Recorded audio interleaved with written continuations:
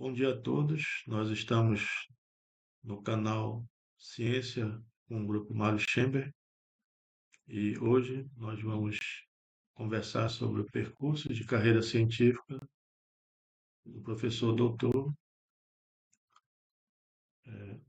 do professor doutor Mário Novelo, que é professor emérito no Centro Brasileiro de Pesquisas Físicas, o CBPF. Muito bom dia, professor Mário Novelo. Bom dia. Então, nós vamos começar, com a primeira pergunta. Nós gostaríamos de saber onde o senhor nasceu, No Rio de Janeiro. a capital, o Rio de Janeiro, cidade, né? Uhum. E quais foram os seus pais, as origens, dos seus pais? Meus pais eram imigrantes da Itália, do sul da Itália, na Calábria, e eu fui um dos primeiros filhos, ele teve quatro, a nascer no Brasil, em 1942. Sim. E nós também gostaríamos de saber quais foram as suas escolas, né? Da infância até antes de entrar à universidade. O senhor lembra quais foram? Eu lembro. Na verdade, fiquei desde o primário, naquela época tinha primário, ginásio e científico. Hoje em dia, essas nomenclaturas foram modificadas. E eu fiquei sempre no Colégio Andor, na praia de Botafogo, o tempo todo. Sim. Saí dali direto para a universidade. Naquela época chamava-se Faculdade Nacional de Filosofia, que era um prédio da antiga, hoje atual, consulado italiano. E, na verdade, eu fui direto, não me lembro exatamente os detalhes, mas o Colégio Andres era muito bom naquela época, não sei hoje em dia como é. E eles davam até mesmo uma pequena, para as pessoas que estavam no terceiro ano científico, eles davam um sábado praticamente inteiro para recompor para as pessoas que iriam fazer concurso para a universidade. Isso foi muito importante. E eu entrei na universidade logo de primeira vez, foi graças a essas atividades que tivemos lá no Colégio Mano. É. Então, também nós gostaríamos de saber como surgiu, o seu interesse por ciências em geral e em específico pela física. Outro dia mesmo, alguém me perguntou isso e eu me lembrei perfeitamente bem. Quando eu era muito pequeno, devia ter uns 12, 13 anos, meu pai me deu um livro chamado O Universo do Dr. Einstein, de um americano chamado Lincoln Barnett, que eu tenho esse livro até hoje. Impressionante. E aí, então eu li aquele livro, 12 anos, hein? E disse para o meu pai, eu queria ser igual a ele, físico. Acabei sendo, né? É, então, surgiu aos 12 anos, seu interesse. E quando o senhor entrou na universidade, o senhor fez curso de física? Na verdade, naquela época, né, esse prédio lá onde é hoje o consulado italiano, havia 6 ou 7 departamentos: física, matemática, química, biologia, filosofia, sociologia. Impressionante, num prédio só. Hoje, cada uma dessas coordenadorias tem um prédio enorme lá no fundão. Mas no primeiro ano, eu me interessei muito pelo curso de filosofia que estavam fazendo lá. E praticamente não me interessei muito pela física, não. Inclusive porque, na época, o professor, porque mudava o professor de ano para ano. E no ano que eu entrei, acho que foi em 61 ou 62, se eu não estou enganado, não, é 62, eu não gostei muito do professor. Então, no ano seguinte, o professor mudou e foi a professora Elisa Frota Pessoa, que era casada com Jaime Tchomino. E ela foi enormemente interessada na física e entusiasmante como ela era, levou até a gente uma vez para o CBPF, que a gente não conhecia, a turma toda, né? Na verdade, éramos 7 pessoas só. E aí eu entrei, então, em contato com os físicos do CBPF, que eu conhecia simplesmente pela imprensa, coisa parecida. Tchomino, Leite Lopes, César Lattes, esse pessoal. E aí, então, foi realmente uma escolha fácil para mim, para decidir fazer pesquisa com aquele pessoal. Sim. E o senhor poderia nos relatar como foi a escolha da sua área de pesquisa,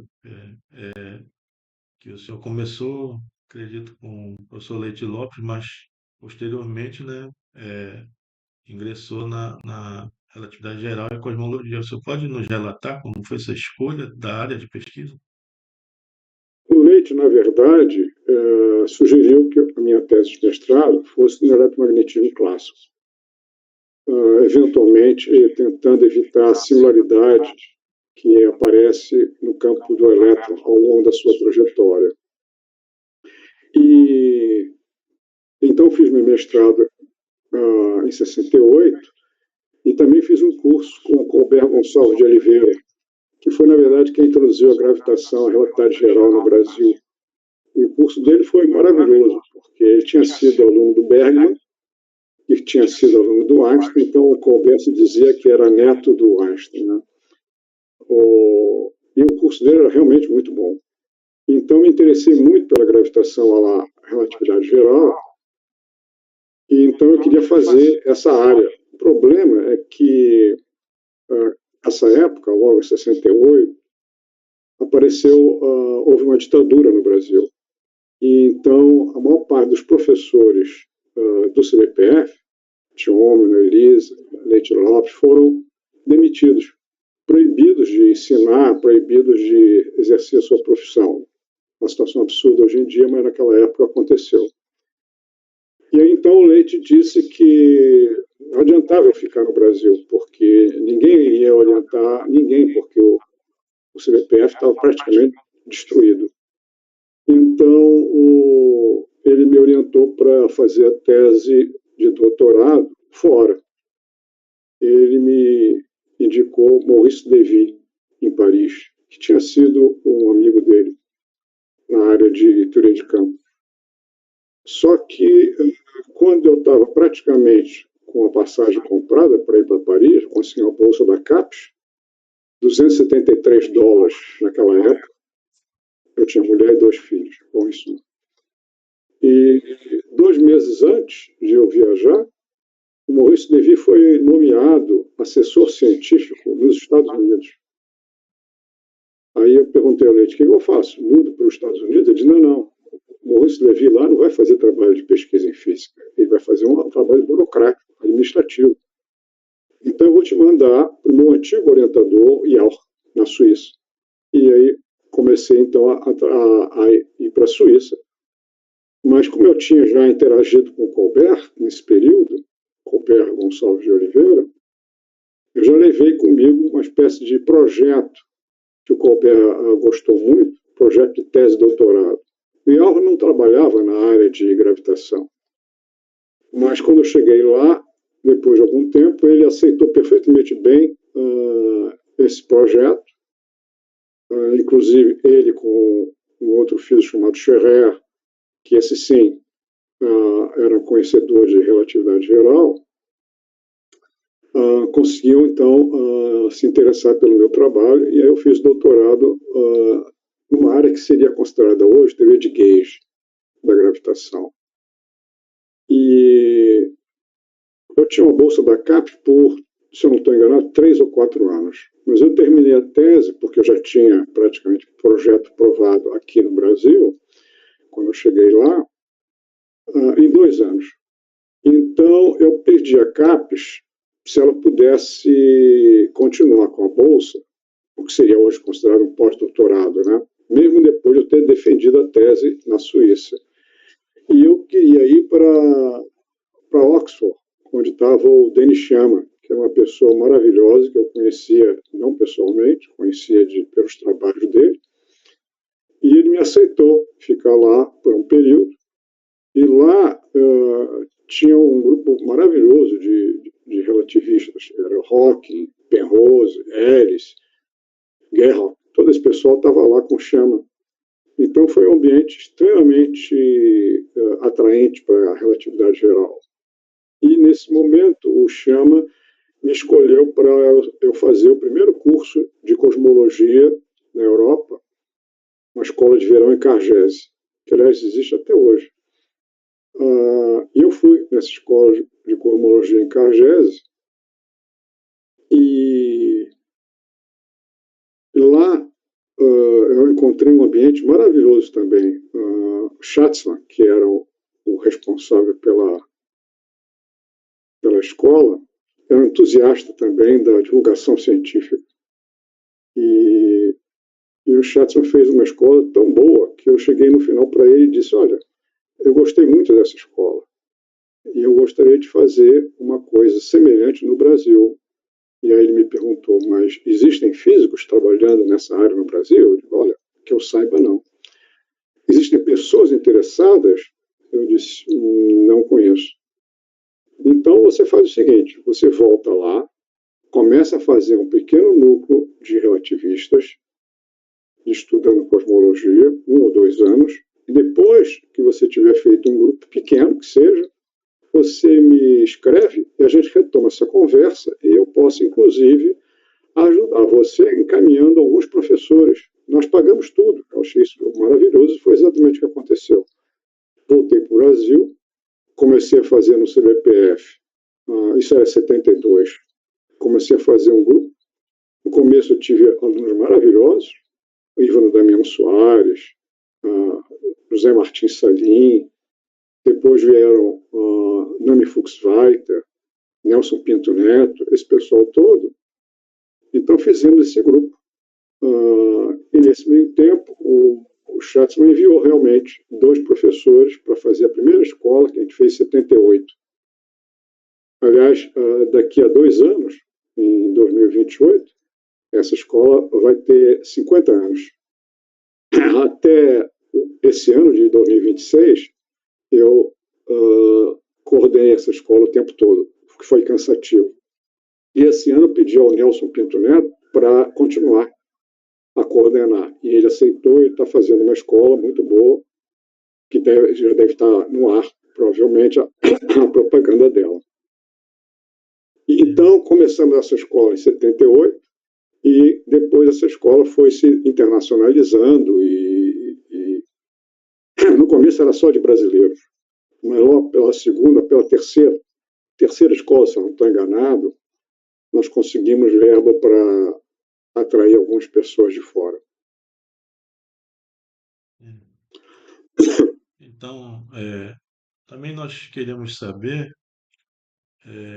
os livros, né, que influenciaram desde a sua infância, se tiver alguns marcantes, né, que o senhor lembra, e também no mestrado e no doutorado. Quais foram os livros, né, que marcaram a sua carreira? Olha, na verdade, os livros que eu lia, do ponto de vista da física propriamente dita, a coleção Landau. Eu praticamente li toda a coleção Landau, que era uma coleção maravilhosa de física. Tinha uma área, inclusive, de teoria de campos e gravitação. Fora da física, me interessava muito por filosofia. Até hoje eu me interesso por isso. E gostava muito das atividades do Sartre, da Simone de Beauvoir, esse pessoal. Né? E, assim, cientistas, né, pode ser de outras áreas, ou físicos, que o senhor acha que influenciaram na sua carreira? Certamente o primeiro foi o Colbert Gonçalves de Oliveira, que me introduziu na relatividade geral. Era um professor, curiosamente, ele não fazia pesquisa, mas ele era um excelente professor. Depois teve Elisa Frota Pessoa e Jaime Tchomel, que era um casal maravilhoso também. E Elisa Frota Pessoa levou a gente para o CPF, como eu falei ainda há pouco. E o Tchomel, lá nos anos, quando ele voltou dos Estados Unidos, levou a gente para Brasília, uma vez que o CPF estava com problemas, como eu já comentei.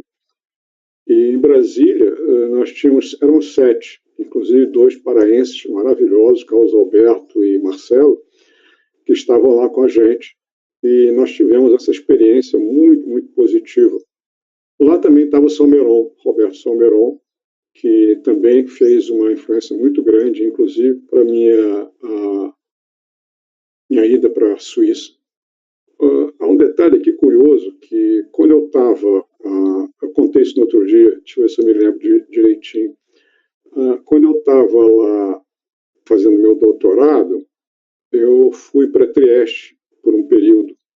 Lá em Trieste era um mês, era um curso que tinha. Trieste foi no norte da Itália. E lá apareciam sempre alguns físicos do Brasil, não necessariamente brasileiros, mas que trabalhavam no CBPF ou na universidade. E um deles, que eu não vou dizer quem é, porque não é importante, virou-se para mim e disse assim: olha, nós decidimos que você não pode continuar com essa história de gravitação e cosmologia, não. Você tem que fazer uma coisa útil para o país. E a coisa útil para o país é matéria condensada. Aí eu disse: sim, mas eu me interesso muito pela relatividade, etc, etc. E ele disse: olha, a gente vai cortar a tua bolsa. Então você veja, eu estava lá fazendo meu doutorado, com mulher e 2 filhos, com a bolsa da CAPES, vem um camarada do Brasil e me diz isso. A sorte foi exatamente, aí você me pergunta quem me ajudou muito, Salmeron.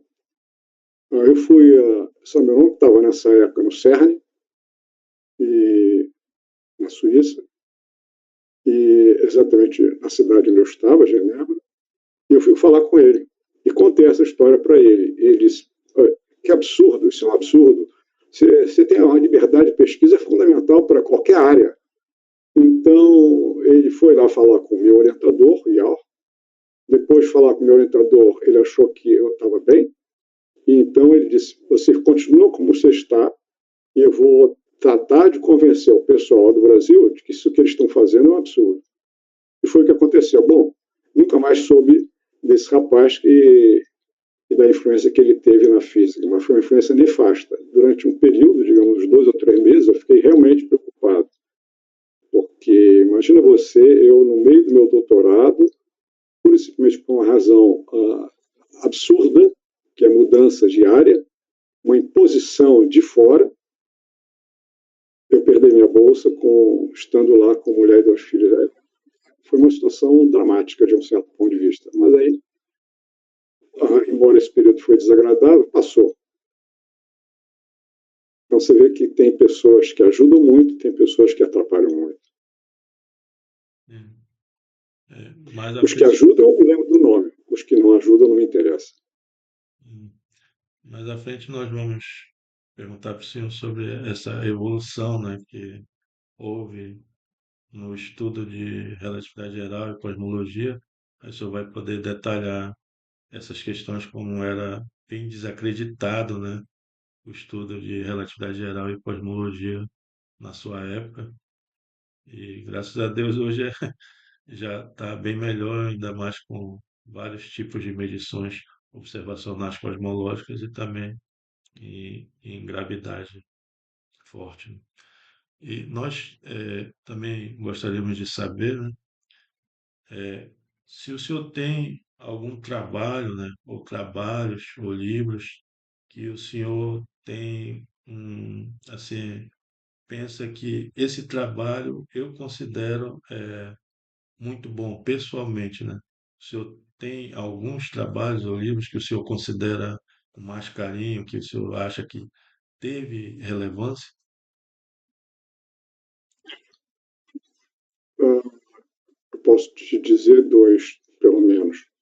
O primeiro foi em 1979, quando eu, no Brasil já, né? Eu e meu colaborador José Martins Sanin, que fez tese de mestrado e doutorado comigo, conseguimos obter uma solução cosmológica do tipo Friedmann sem singularidade. Naquela época, isso era considerado quase uma heresia. Por quê? Porque, não sei se você deve saber certamente, mas não sei se os outros sabem que na cosmologia, que durante todo o século XX dominou, foi o cenário que o Friedmann montou em 1922, ou seja, que o universo é um processo dinâmico e que nós vivemos uma fase de expansão, no qual o volume total do espaço varia com o tempo cósmico. Se você pergunta se ele aumenta com o tempo cósmico, quão pequeno foi no passado? E o modelo de Friedmann sugere que tenha que haver uma singularidade. Ora, nós físicos detestamos o infinito, porque o infinito não é um número que você pode medir no laboratório. A física é uma ciência observacional. Então você não mede esse número infinito. Na verdade, se lembra, desde 1968, quando o Leite Lopes sugeriu para mim a minha tese de mestrado, ele já dizia que o infinito que aparece ao longo da linha de universo do elétron, criado por ele mesmo, tem que ser eliminado. A maior parte das pessoas argumentavam que isso era um problema que havia no mundo clássico, que no mundo quântico esse infinito desapareceria. Mas o Leite argumentava que, mesmo classicamente, deveria ser uma solução, que a gente fez.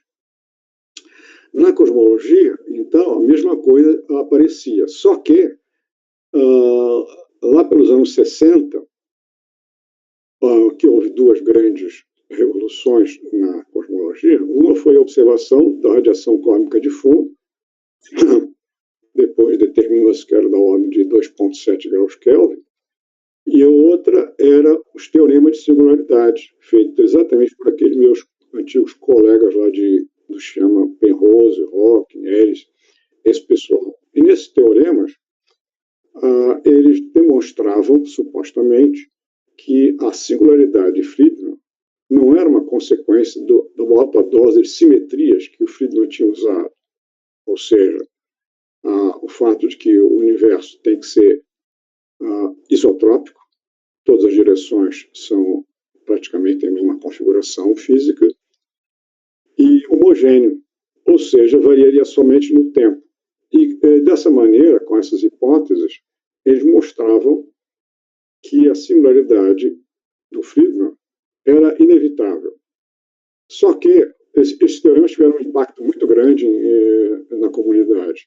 Ou seja, a partir desse momento, ficou claro para todo mundo, toda a comunidade, que a singularidade na cosmologia era inevitável. Daí o termo, inclusive, Big Bang, um termo pejorativo, mas que acabou sendo usado como se fosse uma coisa importante. Criava, obviamente, um problema óbvio, que é, segundo as pessoas da época, teria havido uma grande explosão há uns poucos bilhões de anos já no nosso passado. A pergunta óbvia é o que teria explodido? Enquanto não sabia responder essa pergunta, mas a comunidade praticamente aceitou. Mais importante ainda foi o fato de que o pessoal de física de altas energias começou a se interessar pela cosmologia. E por quê? Porque eles precisavam de máquinas para aumentar a sua interação lá na matéria elementar.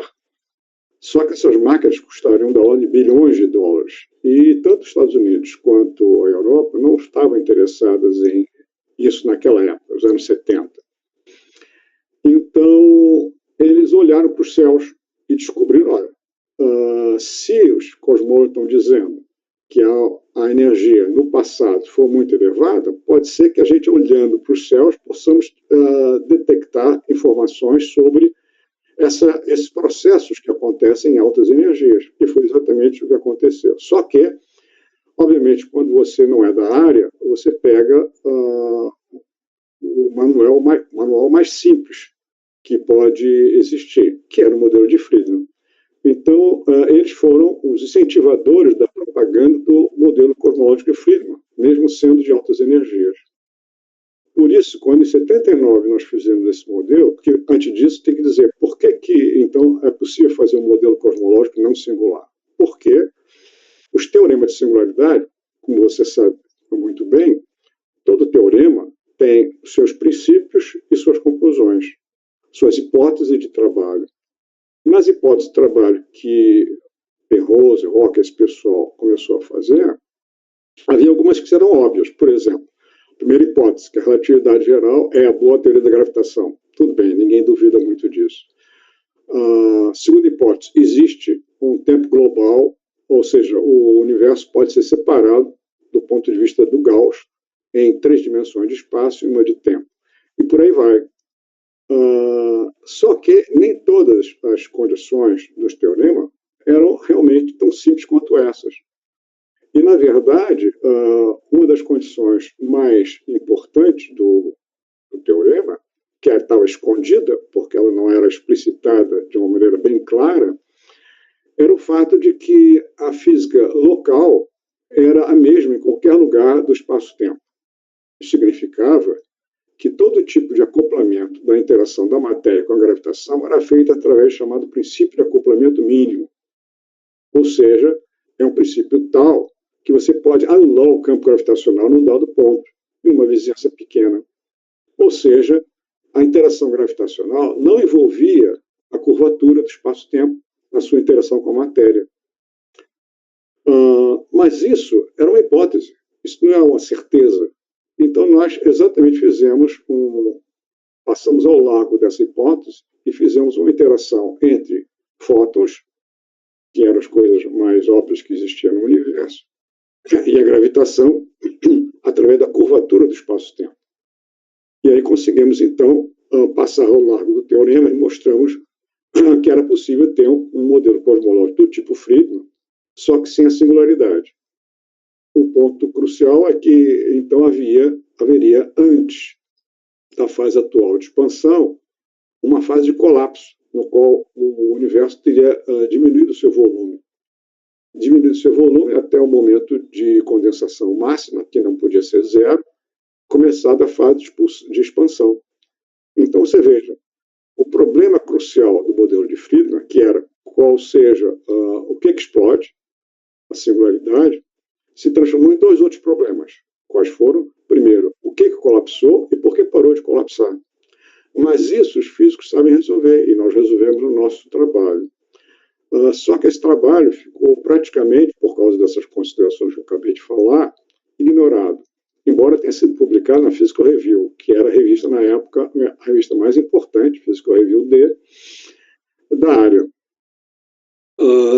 Na verdade, só no final dos anos do século passado, começo desse século, quando exatamente aqueles que tinham colocado o modelo Big Bang em moda, Roque, Penrose, esse pessoal, fizeram uma volta completa em si mesmo e começaram a adotar a hipótese de que haveria realmente um universo colapsante anterior.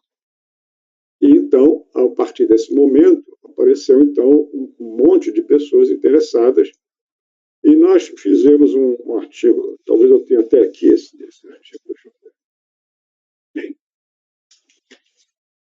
nessa revista, Physical Report, que é uma revista muito boa, de 2008, chamada Bouncing Cosmologies, porque nessa época já havia uma quantidade grande, em 2008, de pessoas trabalhando em cosmologia, trabalhando em cosmologia não singular, até hoje. E tanto classicamente como quanticamente, como o teu antigo orientador, Nelson Pinto Neto, você deve saber muito bem, também trabalhou nesses cenários do ponto de vista quântico. Para isso, ele teve que adotar, obviamente, uma mudança da postura da Escola de Copenhague para uma interpretação lá David Bohm. Mas esse é um detalhe mais técnico. Você me pergunta sobre livros. Sim,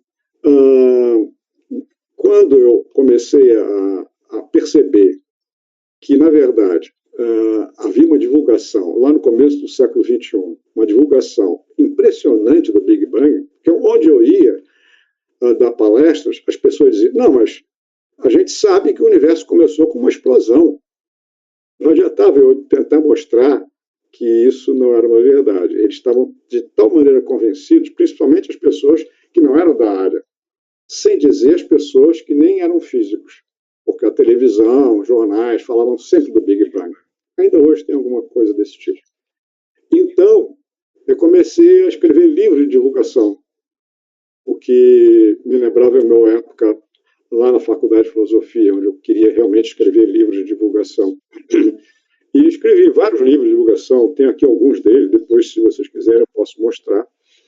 E onde exatamente a minha ideia de escrever esses livros é balancear esse problema de que o universo, tipo Big Bang, há uma propaganda até na televisão o tempo todo, enquanto que o universo sem singularidade não há uma, digamos assim, uma divulgação.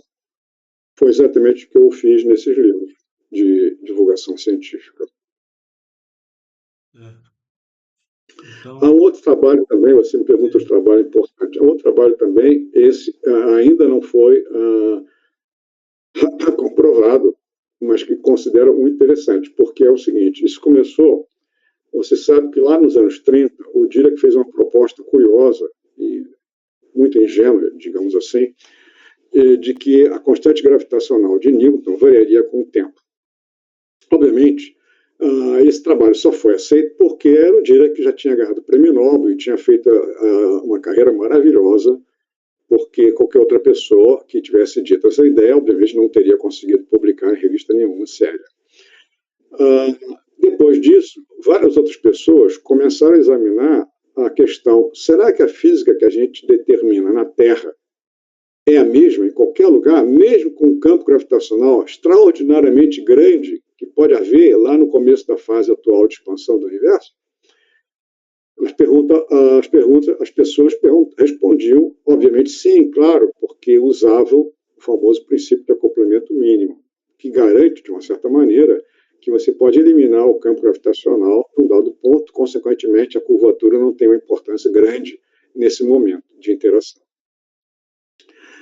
Só que, do ponto de vista da física de partículas elementares, havia uma coisa que me interessava muito, porque foi parte da minha tese de doutorado, a tentativa de unificar a interação de Fermi, interação fraca, de decaimento, com a gravitação. Porque ambas são universais, de um certo ponto de vista, e, curiosamente, você pode construir, tanto na gravitação quanto na interação fraca, com as constantes de interação de Newton e com a constante de interação de Fermi, comprimentos. O comprimento da gravitação é bem conhecido, chama-se comprimento de Planck da gravitação. Mas o comprimento construído com a interação de Fermi, a constante de Fermi, é menos conhecido. Curiosamente, quando você compara os dois, você descobre uma coisa impressionante, que um é o quadrado do outro. Exatamente o quadrado. É por isso que as pessoas, eu, por exemplo, começaram a pensar que talvez houvesse uma conexão realmente entre a interação fraca e a gravitação. Ou, pelo menos, uma influência dramática da gravitação na interação fraca. Ora, a interação fraca, a coisa mais, digamos assim, importante dela é o fato de que ela viola a paridade.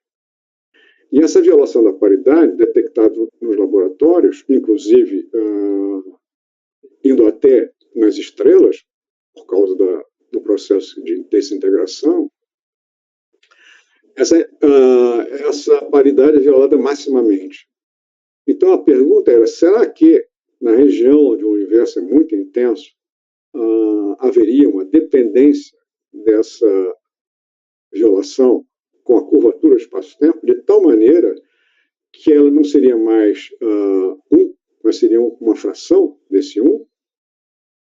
A apoiar esse argumento, então nós publicamos esse artigo, eu com um físico italiano, Rotelli, quando eu estava em Trieste. E há uma curiosidade aqui interessante também, que naquela época o diretor do laboratório de Trieste era o Abdul Salam, que logo em seguida ganhou o prêmio Nobel. Naquela época ele não tinha o prêmio Nobel, em 72. Aliás, ele fazia tudo para ganhar esse prêmio Nobel. Esse é um detalhe de fofoca, não vou me interessar por isso aqui.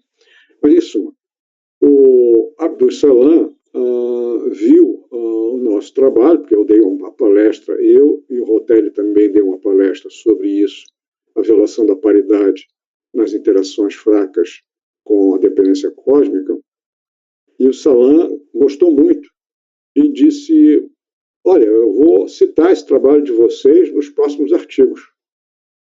Só que ele se esqueceu, né? Nunca mais citou esse nosso trabalho, embora tenha feito trabalhos muito próximos desse nosso. Esse trabalho, para mim, embora não tenha sido ainda comprovado, é interessante, porque está dentro da linha que o Sakharov, que é um físico russo, mais conhecido pelo fato de que ele tinha feito a bomba de hidrogênio russa, mas, em suma, o Sakharov fez uma interpretação muito interessante, porque você sabe que o Dirac fez aquela proposta correta de que cada partícula existe uma antipartícula, o elétron, antielétron, chamado pósitron, e por aí vai. Só que a pergunta crucial naquela época, e ainda hoje, de um certo ponto de vista, é se é verdade que a física de partículas elementares argumenta que a interação de partículas ou de antipartículas segue exatamente a mesma configuração, a mesma lei, por que o nosso universo só tem matéria, não tem antimatéria? Não tem, pelo menos, em caráter apreciável. E o Sakharov fez uma proposta muito interessante, argumentando da seguinte maneira, dentro da linha que eu acabei de falar, Dirac e eu e Rotelli. Ele disse, é porque a interação gravitacional entra na jogada. Então, na verdade, a interação gravitacional, com a curvatura extremamente elevada lá no começo da fase atual de expansão, essa curvatura faz com que a matéria e a antimatéria se distinguam, exatamente devido ao fato de que você tem uma interação que exibe essa diferenciação através da gravitação. Aí você diz, mas por que nós não vemos isso na Terra? E a razão que o próprio Sakharov diz é porque o campo gravitacional da Terra é praticamente zero, comparado com a intensidade que seria necessária para fazer alguma alteração na interação matéria-antimatéria com o campo gravitacional. Então você vê, a ideia do Dirac, muito ingênua, mas que foi levada a sério, de que a constante de Newton variaria com o tempo cósmico. Depois teve a nossa proposta, minha e com o Rotelli, sobre a dependência cósmica das interações fracas. E, finalmente, o Sakharov com a ideia de que matéria e antimatéria também tem uma forte influência da curvatura do espaço-tempo, mas só que quando a curvatura do espaço-tempo for extremamente elevada, por razões ligadas com o mundo da física de partículas elementares. Então, eu acho que isso dá um cenário do que eu achei, que me interessou particularmente nos meus trabalhos. Embora, obviamente, isso seja totalmente aleatório, né? Porque há outros trabalhos que me interessaram também, ou talvez até mais do que esses dois. Mas só que esses dois são significativos com relação ao cenário que a gente está estudando em cosmologia. Não sei se isso responde a sua pergunta. Sim. Agora nós queremos saber, né, se caso, né, o senhor puder escolher, assim, as principais colaborações que o senhor teve ao longo da sua carreira. Olha, esses dois artigos eu fiz com o meu antigo aluno Salim, o primeiro. O segundo foi com um físico de altas energias, Rotelli. E você lendo o artigo, você vê perfeitamente bem quem escreveu uma parte, quem escreveu a outra, porque a parte de gravitação toda foi minha, a parte de altas energias toda foi dele. Então, essas duas pessoas fizeram essas duas colaborações. Mas, obviamente, eu tive 50 teses de doutorado e mestrado, dos quais praticamente todos eles são, para mim, extremamente significativos. Chamar um ou outro de melhor. Posso ter uma relação pessoal melhor com um do que com outro, isso é verdade.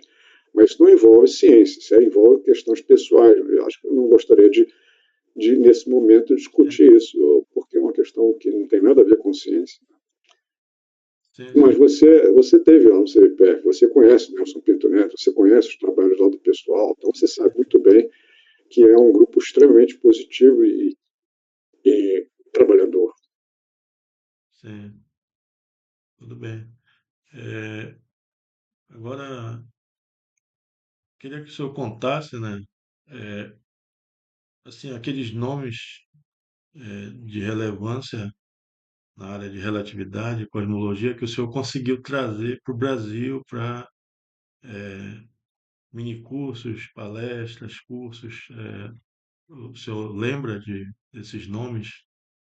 Olha, isso tem num livro sobre as escolas de cosmologia, isso está explicado. Eu não me lembro de muitos, mas, obviamente, na época, praticamente todos aqueles físicos seriam considerados, digamos assim, relevantes para a área, estiveram por aqui. Ah, talvez a figura mais proeminente tenha sido o Lifshitz, da coleção Landau-Lifshitz, que foi uma pessoa extremamente importante e, inclusive, isso é uma coisa curiosa, porque, veja, o Lifshitz veio numa época que o Brasil vivia uma ditadura. Na União Soviética havia um comunismo. Foi um problema muito grave trazer o Lifshitz para o Brasil. Foi complicado demais, mas, em suma. Mas ele deu um curso maravilhoso. Inclusive, eu me lembro que o pessoal de matéria condensada veio lá pedir para que ele desse um curso sobre estatística que eles estavam estudando. Então, você veja, o Lifshitz dava cursos de cosmologia e de estatística, de matéria condensada, de praticamente todas as áreas. Aí, uma vez eu perguntei para ele, afinal de contas, como foi essa redação a quatro mãos da coleção Landau-Lifshitz? E ele foi muito honesto, dizendo as ideias, principalmente, eram do Landau e a redação era minha. Depois eu expunha para o Landau e ele, então, fazia algumas poucas modificações. Ele falou a palavra poucas, para enfatizar. E assim foi essa coleção. É uma coleção, você conhece certamente. Sim, Uh, Lift foi uma pessoa, mas teve muitos outros. Seria absurdo eu até dizer, chamar um ou outro, mas há uma história sobre isso coisa, na história da cosmologia. E agora, em 2028, espero que alguém faça um apanhado mais sério ainda disso, porque nós vamos fazer 50 anos. Aliás, você já está convidado, e todos os seus colaboradores e alunos, para 2028, provavelmente em julho de 2028. É muito longe, né, mas é assim que funciona, para uma conferência sobre a BSCG, Brazilian School of Cosmology and Gravitation. Não vai ser uma escola, vai ser mais uma conferência internacional, e eu espero que essa geração nova de brasileiros esteja presente apresentando seus trabalhos, artigos, para mostrar a potência que nós temos hoje em dia nessa área. sim, sim. Certamente o professor Landau e Lifshitz influenciaram gerações, né? É uma coleção impressionante, né, de física teórica que ajudaram e influenciaram gerações. Então, agora nós queremos saber, né, aquela parte que eu lhe falei, que o senhor pode falar. O senhor participou de evoluções, né, da cosmologia, da relatividade geral, da ciência em geral, e a gente queria saber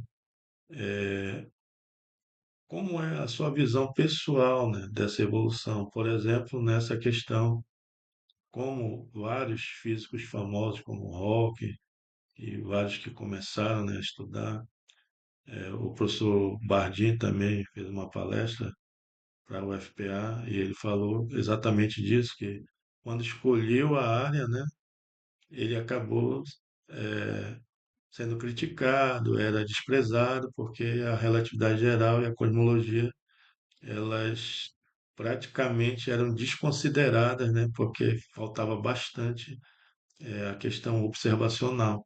Então, eu gostaria que o senhor fizesse um relato pessoal dessas questões, né? Se o senhor teve críticas e viu também a evolução, né? E hoje em dia que existem, né, muitas medições, né? O senhor acompanhou tudo isso. O senhor pode fazer um relato pessoal? Olha, mais ou menos tudo que você falou desse físico se aplica praticamente a todos aqueles daquela época. Quando eu cheguei aqui, os meus colegas do CBPF sempre diziam que cosmologia era filosofia, o que, aliás, eu não considerava isso pejorativo, considerava isso simplesmente uma tentativa de reduzir a importância da cosmologia no cenário científico. Comecei então a fazer um grupo de cosmologia. E para você ter uma ideia de como é que era a situação, esse primeiro grupo, eu pedi então ao ao CNPq, uma bolsa de chefe de pesquisa. Naquela época existia, não sei se hoje em dia existe ainda chefe de pesquisa. Chefe de pesquisa significa que você tem um grupo trabalhando junto com você e você é o líder desse grupo. Então eu pedi uma bolsa de chefe de pesquisa. O CNPq recusou e me deu uma bolsa de pesquisador.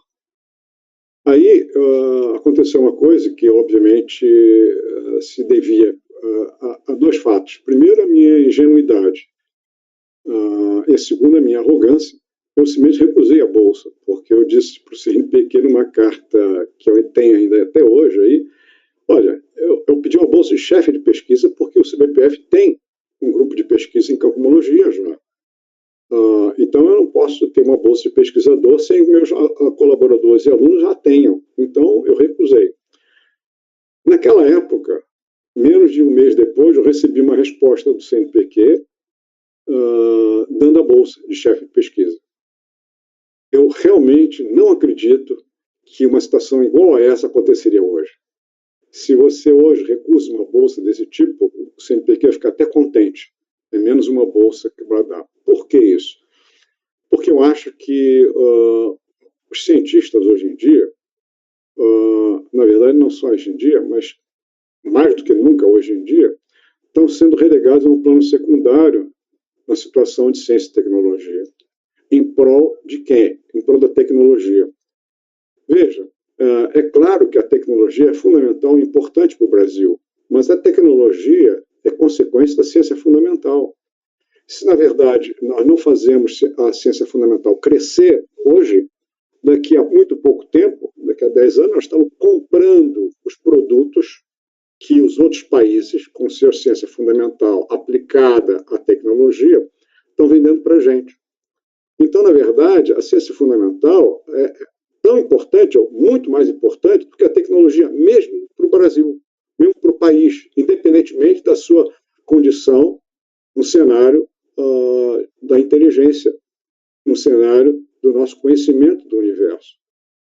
Então, isso foi um problema que marcou muito, tanto é que até hoje isso me cria problemas, porque até hoje em dia já não tem mais aquela dificuldade de aceitar a cosmologia, mas a dificuldade agora é outra, é de ciência fundamental, o que é pior de um certo ponto de vista. Então, eu acho que todos nós que fazemos ciência fundamental devemos começar realmente a expor esse problema, porque não acredito que a Sociedade Brasileira de Física esteja fazendo o necessário. Eles estão fazendo o que podem, mas não é suficiente para bater de frente com qualquer governo que apareça. Mesmo esse governo, note, eu votei no Lula, hein? Não estou querendo ir contra o Lula. Eu votei no Lula e vou votar provavelmente no Lula. Só que não importa isso. O que ele está fazendo, ou seja, o que ele e seus ministros estão fazendo com relação à ciência e tecnologia é um absurdo. Porque colocar a tecnologia à frente da ciência fundamental é realmente não conhecer como é que funciona o sistema de formação de tecnologia. Isso. Deixa só, antes de continuar com isso, eu queria mostrar para vocês, sem fazer, querer fazer propaganda, mas fazendo, alguns livros que eu publiquei Sim, pode mostrar. nesse período.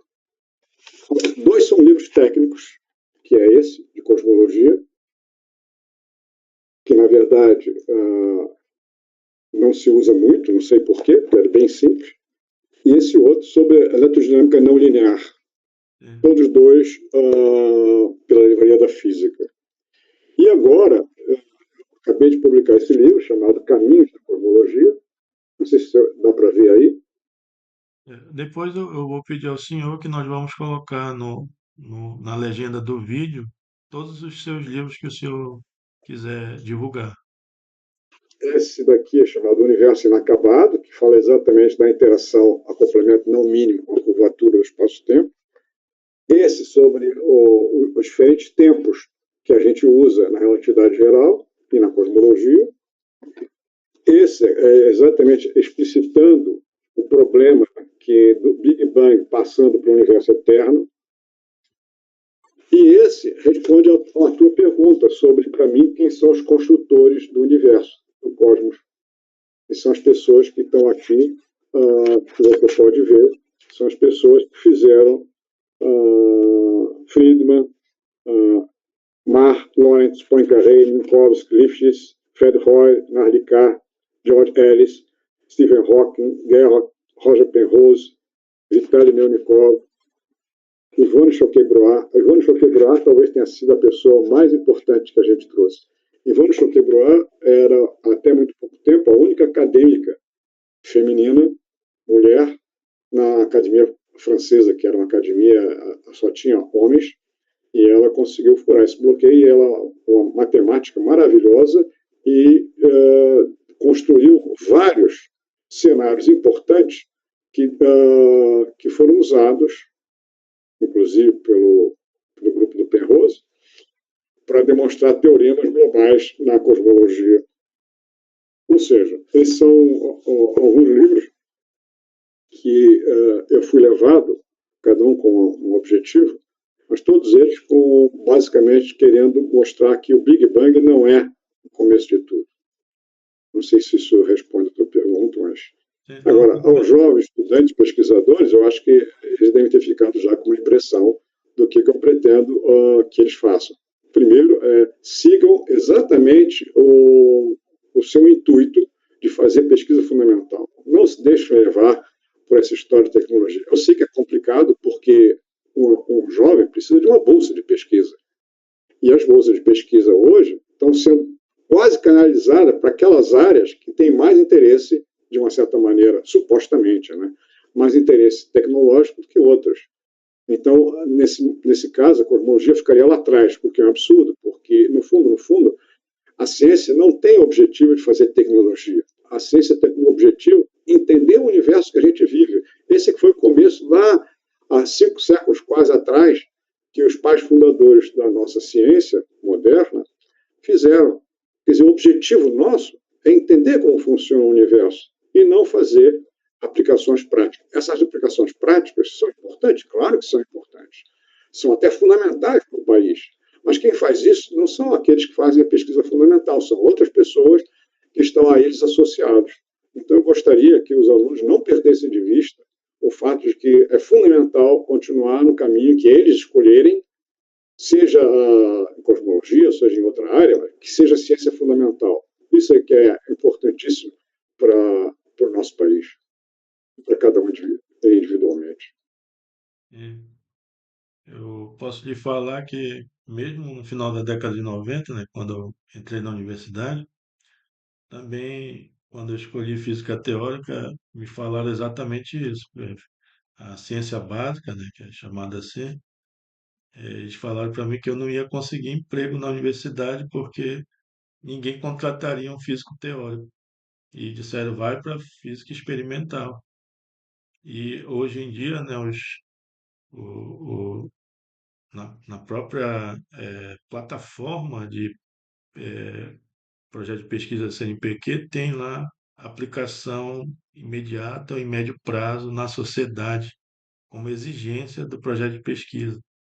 Impressionante, Então, impressionante. a gente vê que, assim, o professor Elael, né, também conversou conosco no nosso canal e ele ministrou uma palestra a respeito da descoberta, né, das físicas, das partículas elementares conhecidas e mostrou basicamente que todas foram, primeiro, né, sugerido que a existência delas e depois medido a existência delas, né, na natureza. Então, se não fosse, né, a ciência básica, nada disso dos avanços, né, aconteceria. E também a gente sabe, né, dessa parte da medição de ondas gravitacionais e na cosmologia, né, todas essas medições observacionais da cosmologia e da gravitação ao longo da história, né, trouxeram muitos avanços tecnológicos que jamais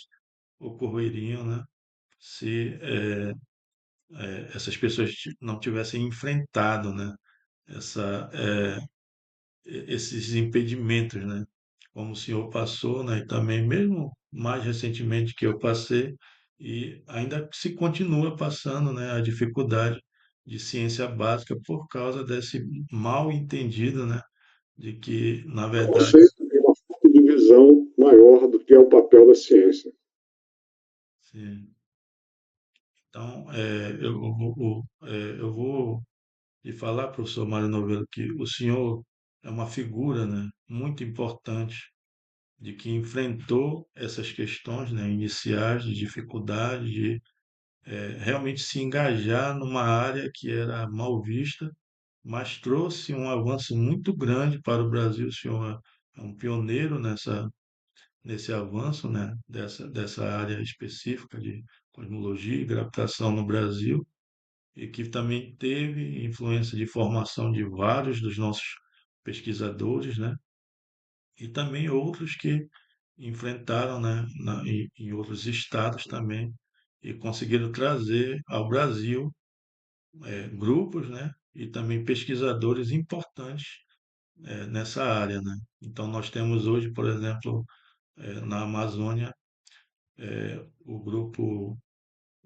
Gravazon, né, que é o grupo que o professor Crispino, né,